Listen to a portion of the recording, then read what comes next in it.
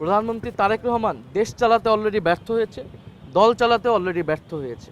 নিজের দল যে পরিচালনা করতে পারে না, তার পক্ষে এই 18 কোটি মানুষের দেশ পরিচালনা সম্ভব না। এই 5 মাসে সরকারের এই যে আসল রূপ চরিত্র আমরা দেখতে পাচ্ছি, অগণতান্ত্রিক চরিত্র, সন্ত্রাসী চরিত্র, এইটা জনগণের সামনে উন্মোচিত হয়েছে হবিগঞ্জ এবং সিলেটের ঘটনায়।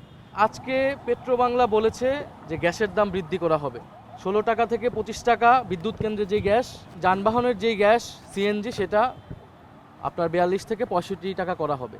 এই যে গ্যাসের দাম বৃদ্ধি পেয়েছে, আমরা অবশ্যই পেট্রোবাংলা ঘেরাও করব যদি এই ধরনের গ্যাসের দাম বৃদ্ধি করা হয়। সারা ঢাকা শহরের মানুষ তো নেমে আসবে। 5 মাসে এসে দফায় দফায় তারা জ্বালানির দাম বৃদ্ধি করেছে, সিলিন্ডার গ্যাসের দাম বৃদ্ধি করেছে, বিদ্যুতের দাম বৃদ্ধি করেছে, এখন গ্যাসের দাম বৃদ্ধি করছে এবং কয়েকদিন পরে আবাসিক এলাকায় যে গ্যাস, সেটার দামও বৃদ্ধি করবে। মানুষের বাসায় এমনি গ্যাস পাচ্ছে না, গ্যাস নাই, কিন্তু তাকে প্রতি মাসে ঠিকই বিল দিতে হচ্ছে।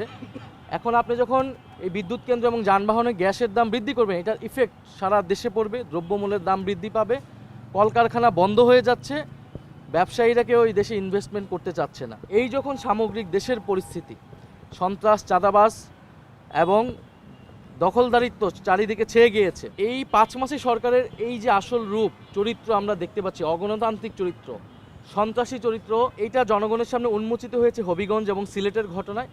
আমাদের কথা খুবই সুস্পষ্ট, এই যে গ্যাসের দাম বৃদ্ধি পেয়ে আমরা অবশ্যই পেট্রোবাংলা ঘেরাও করব যদি এই ধরনের গ্যাসের দাম বৃদ্ধি করা হয়। সারা ঢাকা শহরের মানুষ তো নেমে আসবে এই দ্রব্যমূল্যের ঊর্ধ্বগতি এবং এই গ্যাসের দাম, বিদ্যুতের দামের প্রতিবাদে। এবং সরকার যদি মনে করে যে তারা এইভাবে দেশ পরিচালনা করবে, এটা সম্ভব না। প্রধানমন্ত্রী তারেক রহমান দেশ চালাতে অলরেডি ব্যর্থ হয়েছে, দল চালাতে অলরেডি ব্যর্থ হয়েছে।